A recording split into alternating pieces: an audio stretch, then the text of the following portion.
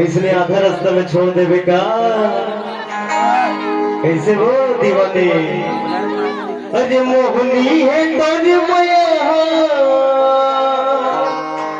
अरे मोहनी है तोरी मया, ओ बोली है किसमिस का जुए तोरी मया मगो आजा तुझे तोरी मया मगो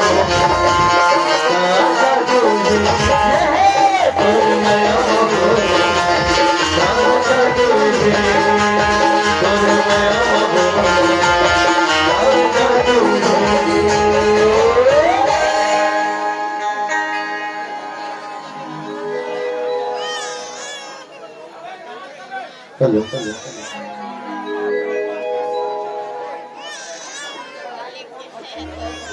बोल गुरु घासीदास बाबा की।